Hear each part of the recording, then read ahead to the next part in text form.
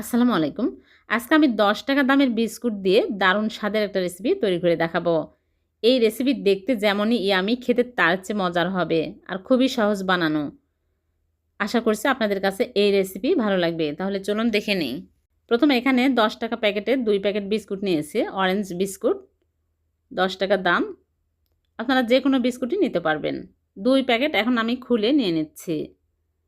তারপরে এর মধ্যে দিয়ে দিচ্ছি লিকুইড দুধ ১ কাপ।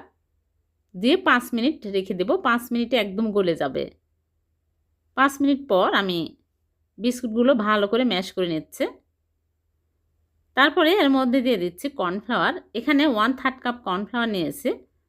দিয়ে ভালো করে মিশিয়ে নিচ্ছি। দুধ কিন্তু গরম দেওয়া যাবে না, তাহলে দলা পেকে যাবে। দুধ জাল করে ঠান্ডা করে তারপরে দিতে হবে।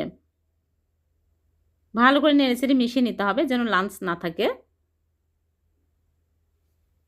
তারপরে আমি এর মধ্যে দিয়ে দিচ্ছি চিনি। চিনি পরিমাণ মতো দিতে হবে, যে যেরকম মিষ্টি পছন্দ করেন।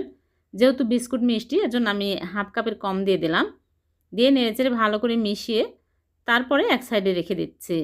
আর এদিকে আমি টক দই নিয়েছি 1/2 কাপ, ভালো করে ফেটিয়ে নিয়েছি। এর মধ্যে দিয়ে দিচ্ছি কর্নফ্লাওয়ার। এখানে 2 টেবিল চামচ কর্নফ্লাওয়ার দিয়ে দিচ্ছি। দিয়ে ভালো করে মিশিয়ে নিচ্ছি। লাম্পস থাকা যাবে না, ভালো করে মিশিয়ে নিতে হবে। তারপরে দিয়ে দিচ্ছি কাস্টার্ড পাউডার 2 চামচ। কাস্টার্ড পাউডার দিলে কালারটা অনেক সুন্দর আসবে আর খেতেও ভালো লাগবে। সুন্দর ফ্লেভার পাওয়া যাবে। কাস্টার্ড পাউডার যদি না থাকে তাহলে এখানে ইয়েলো ফুড কালারও দিতে পারবেন। কর্নফ্লাওয়ার দিতে পারবেন, তাহলে হবে। আর এখানে নিয়েছে চিনি ব্লেন্ডারে গুঁড়া করে নিয়েছে।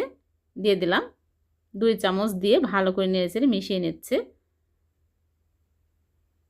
ভালো করে মেশানোর পরে আমি এক সাইডে রেখে দিচ্ছি।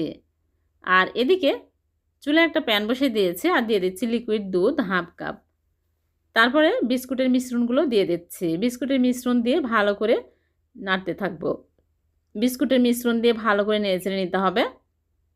এ সময় চুলার আঁচ কিন্তু লো আঁচে রাখতে হবে, তাছাড়া একদম দলা পেকে যাবে।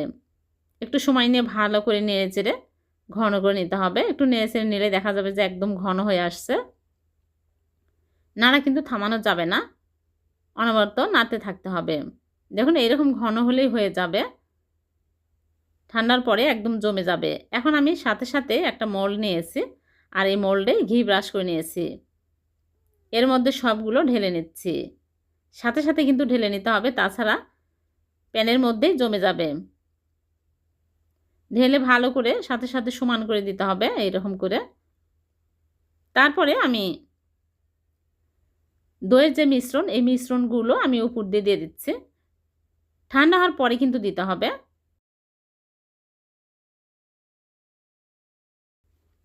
যখন মোল্ড ঠান্ডা হবে তখনই দিয়ে তারপরে ভালো করে সমান করে ট্যাপ করে নিব। নিয়ে আমি ফয়েল পেপার দিয়ে মুখটা ভালো করে আটকে নিচ্ছি, যেন ঢাকনা ঘেমে ঢাকনার পানি না পড়ে। যে কোনো ছোটো ঢাকনা দিয়ে ঢেকে দিলে হবে। এখন আমি চুলায় আগে থেকে প্যান বসিয়ে পরিমাণ মতো পানি দিয়ে পানি ফুটিয়ে নিয়েছি। আর একটা স্ট্যান্ড বসে স্ট্যান্ডের উপরে আমি এই মোল্ড বসিয়ে দিচ্ছি। দিয়ে ঢেকে চুলার আঁচ লো আঁচে জাল করব 10 থেকে 15 মিনিট। 15 মিনিট জাল করে নিয়েছি, হয়ে গেছে। এখন আমি চুলা থেকে নামিয়ে নিচ্ছি। ফয়েল পেপার খুলে চুলা থেকে নামিয়ে আপনাদেরকে দেখাচ্ছে জমে গেছে। এখন আমি 10 মিনিট এইভাবে রেখে দিব। 10 মিনিট পর আমি নর্মাল ফ্রিজে রেখে দিচ্ছি। ঠান্ডা হওয়ার পর বের করে নিয়ে আসলাম। দেখুন শক্ত হয়ে গেছে আর অনেক সুন্দর কালার আসছে। এখন আমি সাইড দিয়ে একটু কেটে নিচ্ছি, নিয়ে মোল্ড আউট করে আপনাদেরকে কেটে দেখাচ্ছি কতটা মজার হয়েছে। উপর দিয়ে বাদাম কুচি দিয়ে সাজিয়ে নিচ্ছি। দেখলেন তো কত সহজে হয়ে গেল। ভীষণ মজার পুডিং। পুডিং বলেন আর যাই বলেন, খেতে দারুণ টেস্টি হয়েছে। আপনার বাড়িতে অবশ্যই ট্রাই করবেন, দেখবেন সবাই অনেক মজা করে খাবে। দই আর বিস্কুট দিয়ে এই পুডিং এতটাই সুস্বাদু হবে আমি ভাবতেও পারিনি। আপনারাও বাড়িতে অবশ্যই ট্রাই করবেন। যদি বানান তাহলে কমেন্টে জানাবেন কেমন হয়েছে। মুখে দেওয়ার সাথে সাথে মনে হবে অমৃত খাচ্ছে, এতটাই টেস্টি হবে। দেখুন কতটা দেখতে অনেক সুন্দর লুক আসছে আর খেতেও মাশাআল্লাহ অনেক মজা হয়েছে। ভিডিওটি যদি ভালো লেগে থাকে লাইক কমেন্ট শেয়ার করতে ভুলবেন না। আবারও দেখা হবে এইরকম নতুন কোনো রেসিপিতে। সে পর্যন্ত ভালো থাকবেন, সুস্থ থাকবেন। আল্লাহ হাফেজ।